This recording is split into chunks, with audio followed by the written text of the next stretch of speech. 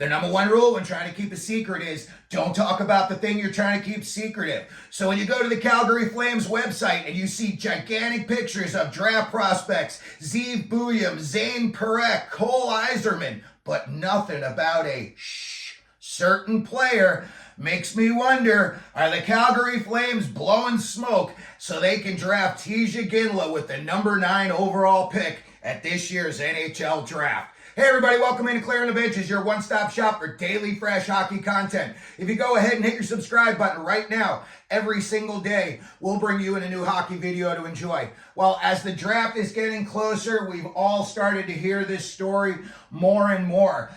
Could the Calgary Flames take legendary player Jarome Iginla's son, Tij, with the number 9 overall pick? So let's take a look at the Flames. Let's take a look at who they've got running things, what they've done recently, and what they may do at the draft. First of all, their GM is Craig Conroy, 52 years old. He's out of Potsdam, New York. He played 17 years in the NHL, 1,009 games.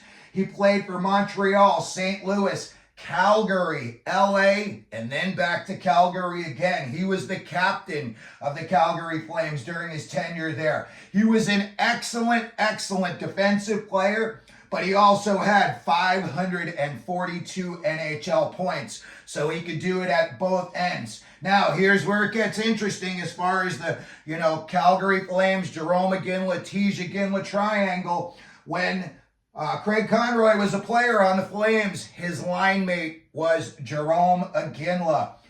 Craig Conroy is the GM of the Flames, and guess who is the special advisor to the GM of the Calgary Flames? You guessed it, Jarome Iginla.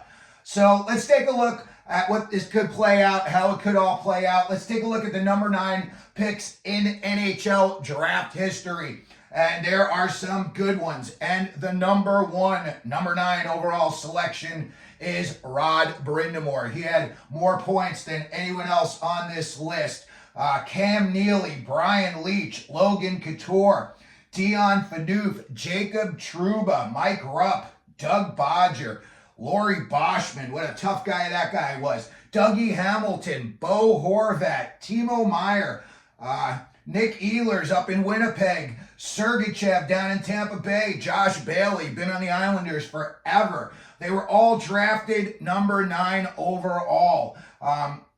When we look at what's gone on recently in the NHL at number 9, 2019, the Anaheim Ducks took Trevor Zegras. 2020, Marco Rossi went to Minnesota. 2021, Arizona/Utah hit the jackpot when they drafted Dylan Guenther at the number 9 spot. And then 2022, Matt Savoy went to Buffalo, and last year, Nate Danielson went to the Detroit Red Wings. When we look at what Calgary has done with their recent number 1 draft picks, back in 2019, they drafted Jacob Pelletier, but they also drafted Dustin Wolf. Could be their future goaltender. They took him in the 7th round. A little interesting fact about Dustin Wolf is he is from Gilroy, California, and that is the garlic capital of the world. It's beautiful up there. In 2020, the Flames took Connor Zary. We see how that's all working out. 2021, Matt Coronado, same thing. Looks like it's going to work out big time. 2022, they did not have a first. They took Topi Rani, a center out of Finland, in the 2nd round. And last year, big name Samuel Honzek went to the Calgary Flames. When we look at what the Flames have got going on right now, the 2 big names that always come up, and one of them's never for a good reason anymore, Jonathan Huberdeau. They are tied to this guy for $10.5 million until 2029, 2030. Kadri's doing better for them, but they've also got him forever and a day at $7 million through 2028, 29. So, you're looking at a couple more years for these guys. And again, if Huberdeau doesn't start playing better, they're either going to have to buy him out or, they're going to have to trade him and eat all the salary on the deal. That deal just could not have gone any worse for Calgary, in my opinion. You look at some of the guys that they've got up front right now. Mangiapane, Kuzmenko, Sharon Govich. They only have 1 year left each on their contract. Michael Backlund's 35 years old. He's got 2 more years left. Zari's got 1 year left on his ELC, and then he becomes an RFA. When we look at who they've got on D, nothing special back there. I don't know what happened with Mackenzie Weegar, but it just hasn't worked out for him in the last couple of years. He's played better recently, but not a whole lot. 7 years at $6.2 million. They've got Rasmus Anderson back there for 2 years at $4.5 million. That is a lot of money to be, paying these two guys, and you're really not getting the return you would hope for. Daniil Miramanov, 2 years at $1.2 million. And in goal, they've got Markstrom, 2 more years at $6 million, but he is 34 years old, and he's got a lot of mileage on those tires. When we look at what Calgary has coming into this draft, they do have some good draft capital, especially this year. They've got 2 number 1s, 2 number 2s, 2 number 3s, and 2 number 4s this year.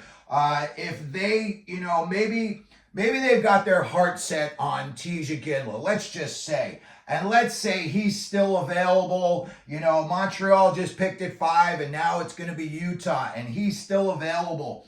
GM Bill Armstrong loves kids who can score with, some size and some grit. And, he knows Jarome Iginla personally for years. So I could see something that, Utah may be taking a look at Iginla as well. So, maybe you would have to use some of that draft capital and talk to Utah and say, hey, can we, get that pick, or, don't pick that guy and we'll give you X.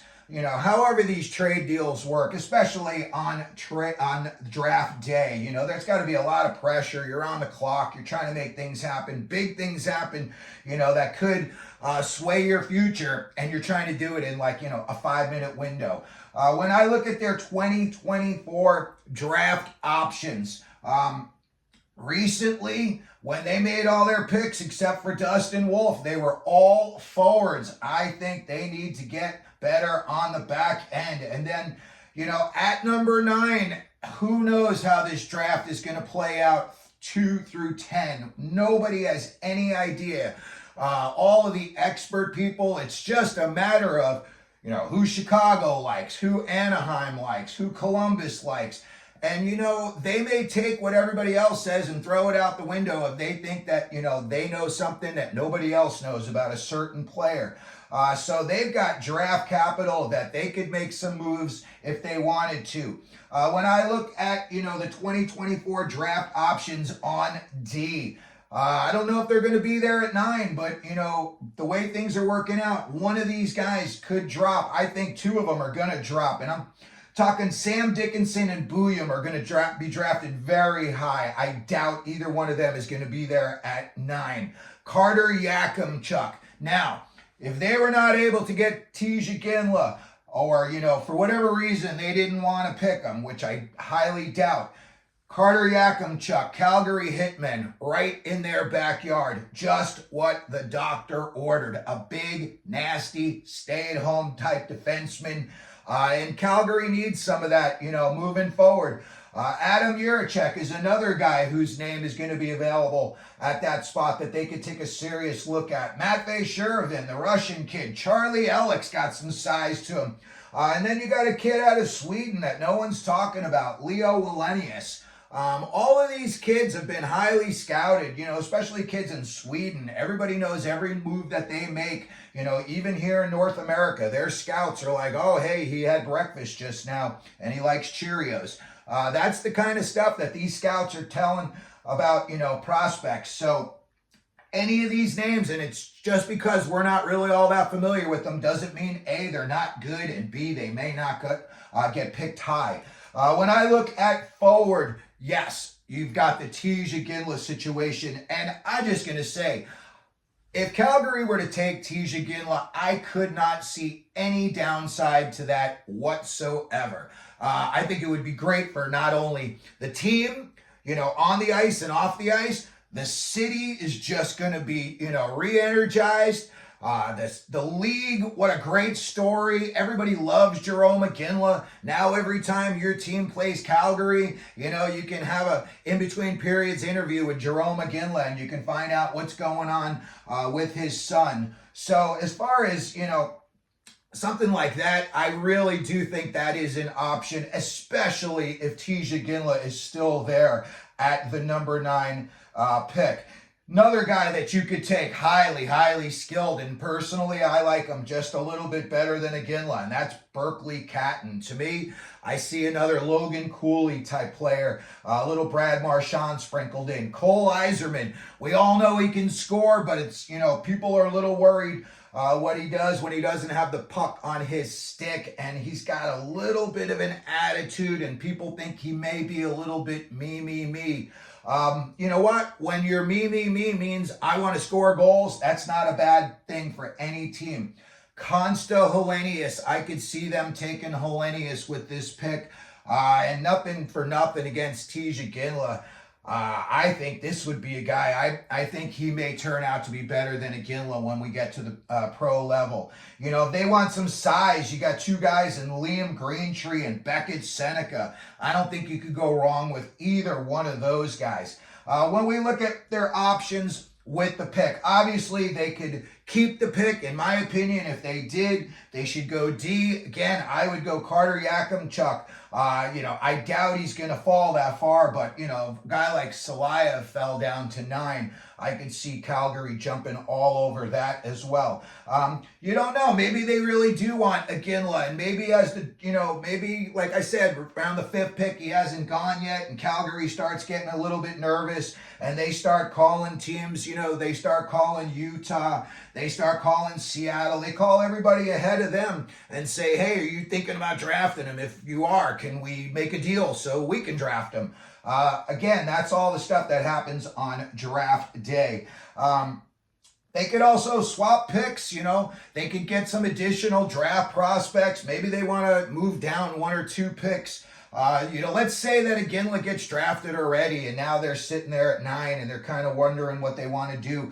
It's always an option that you can move down just 3-4 picks and you're still going to get an excellent player, and you could pick up maybe a prospect or some draft capital in the meantime. And then you could also just trade out the pick altogether. If you just, 9, we'll trade it for next year's number 9. Whatever the case may be, for whatever reason, at that spot, I highly doubt that would be the case. But there's always, people want to acquire draft capital. They've got really good draft capital this year. Going forward, it thins out a little bit, so that's always a possibility as well. So that's the big question today. Are the Calgary Flames blowing smoke about possibly drafting Tij Iginla at the number 9 overall pick? Let me know what you think down in the comment section. If you could, please hit your like button, hit your subscribe button, and as we always do here at Clearing the Benches, let them know you're out there.